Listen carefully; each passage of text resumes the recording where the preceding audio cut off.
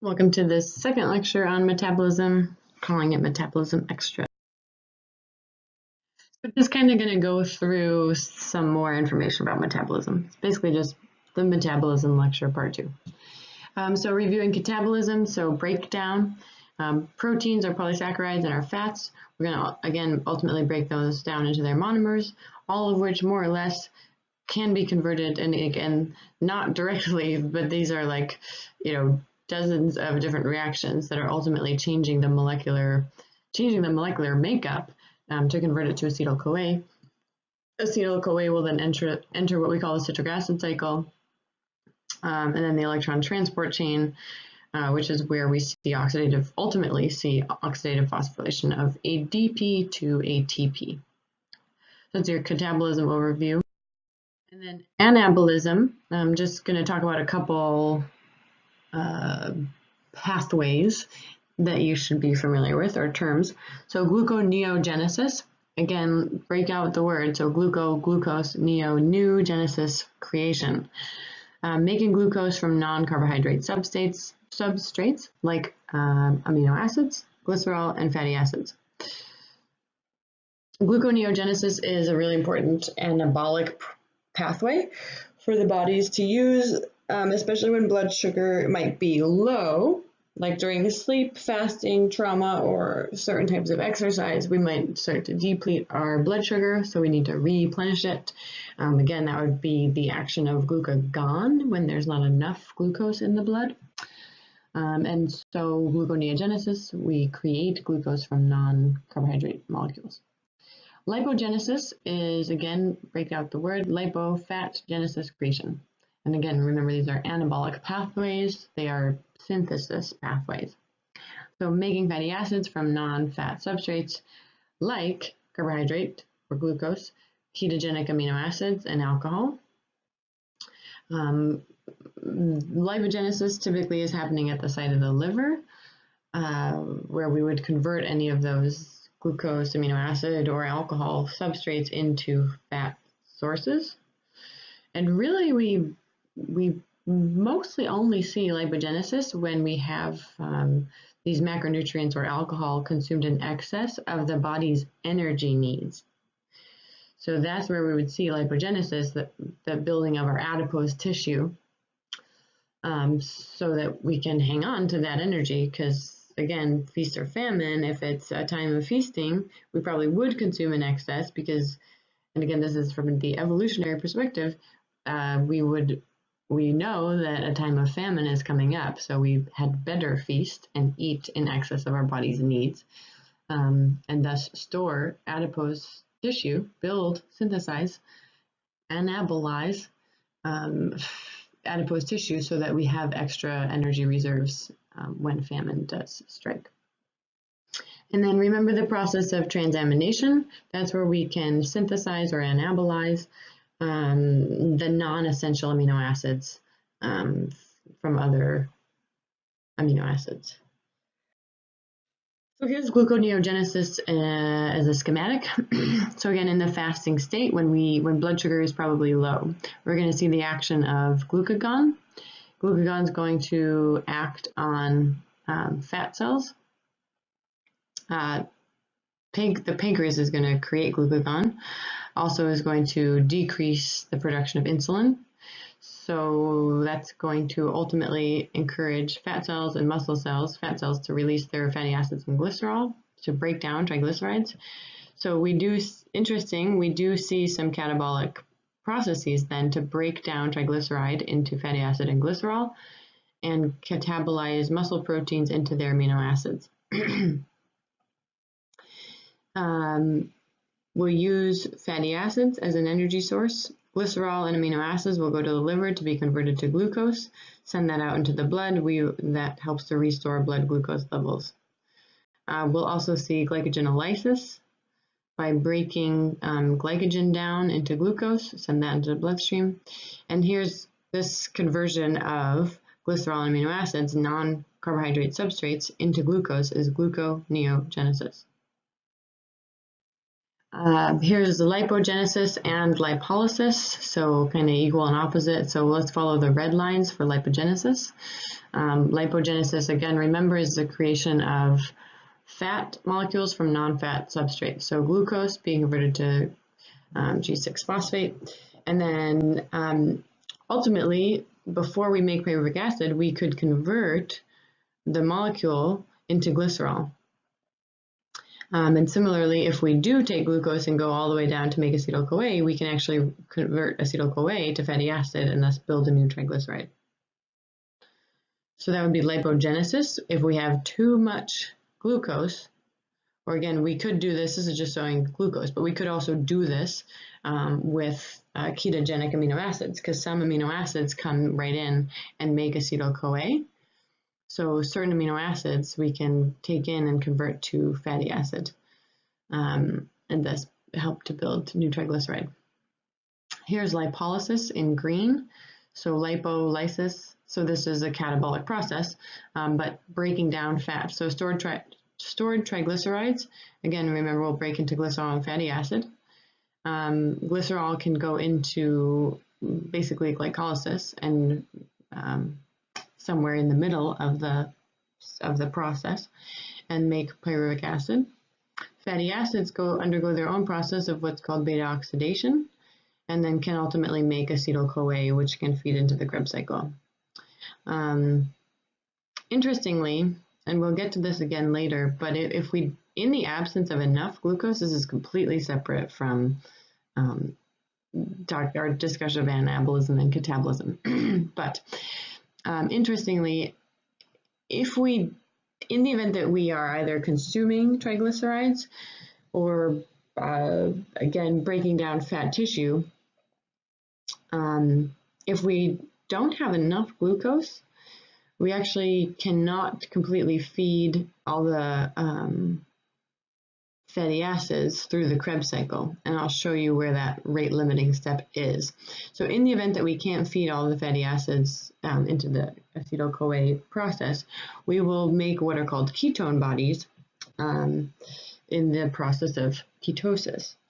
And when we have ketone body buildup, we can actually, through some other reactions, convert these, especially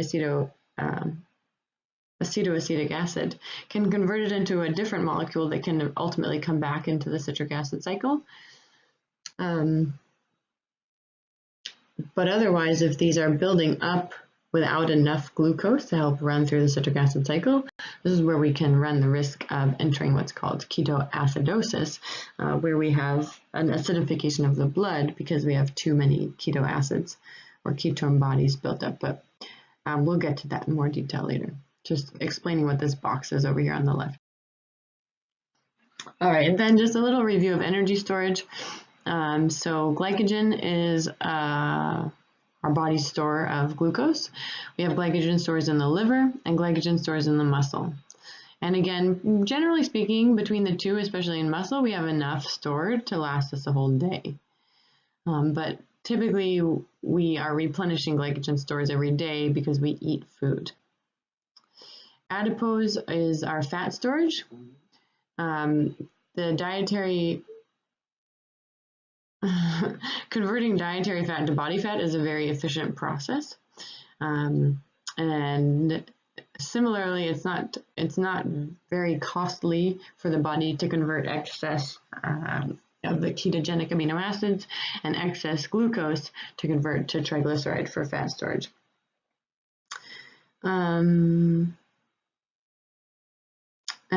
So just any calories that are consumed in excess of the body's energy needs will inhibit lipolysis and will contribute to adipose synthesis. And then amino acids, we don't really have a true storage place for amino acids. So just revisiting some of the hormones we talked about in digestion, and remembering that homeostasis is the state of balance in the body. So again, these hormones basically balance each other. But insulin is an anabolic hormone, so it's like a synthesis hormone. So it promotes the uptake of glucose, right? It promotes the uptake of triglycerides and amino acids. it actually inhibits catabolic pathways. So if we have eaten and insulin is released, we're not going to break anything down. We're just going to start storing and synthesizing molecules in the body. So insulin typically is representative of a fed state. Glucagon, epinephrine, cortisol, these are all catabolic. So these are typically present either when we're not fed or we might be hungry, or if we're excited or frightened. These are all hormones that are going to encourage the body to break down our stored energy reserves, our adipose tissue, and our glycogen. These hormones typically inhibit the body's ability to synthesize or build anything. So let's look a little more at cortisol. So under long-term stress, long-term high stress or chronic stress, we'd see elevated levels of the hormone cortisol in the body. And this would lead to long-term elevated blood sugar level and ultimately the potential for the body cells to stop responding to insulin, to uptake blood sugar. What's interesting though is it's kind of like a catch-22 because under chronic stress with chronic elevated cortisol levels, what we're seeing is, again, cortisol is catabolic, so we're seeing breakdown of stored energy, so stored glycogen, stored adipose. We're seeing the breakdown of that to raise blood sugar levels, but we might be doing that in excess of what the body's actually going to do, especially if it's more of a mental, emotional, psychological stress and not really a stress like, oh, a bear is running after me, or oh, I'm hunting a deer on my feet without any tools. I have to run after this thing, basically chase this thing for hours. So those are stresses that, again, evolutionary stresses, those more physical ones, but sort of the more mental, psychological ones are more modern stresses. And what's interesting is that the physiologic reaction in the body is still the same as it was thousands of years ago, tens of thousands of years ago, but our environment is very different. So we may have elevated cortisol levels under physical and mental emotional stress, but under physical stress, we would actually be utilizing the glucose that's coming into the bloodstream. Under more mental emotional stresses, a lot of times we're not actually utilizing the glucose as much. So it's really interesting because chronic stress can actually is correlated very strongly with weight gain and an inability to lose weight. So just a kind of an interesting, that's really just touching the surface of that whole relationship, but it's a really interesting one to be aware of because it affects so many people in our modern world today.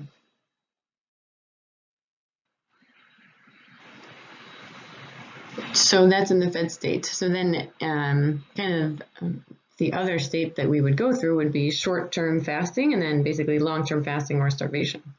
So in short-term fasting, this is basically what's happening overnight. If we eat dinner at 6 o'clock and then we don't have breakfast till 8 o'clock the next morning, that's 14 hours without food, right? Some of us might not go that long without food, but it's not that uncommon. Some people deliberately go that long without food.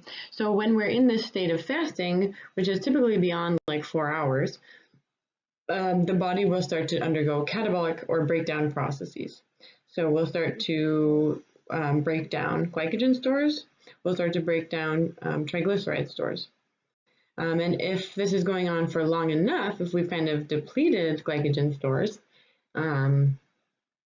we might see gluconeogenesis. Like if blood sugar gets too low in the fasting state, and we still don't eat anything, we might see the conversion of fatty acid, conversion of glycerol molecules or glucogenic amino acids to glucose to raise blood sugar levels back to a normal, a healthy state.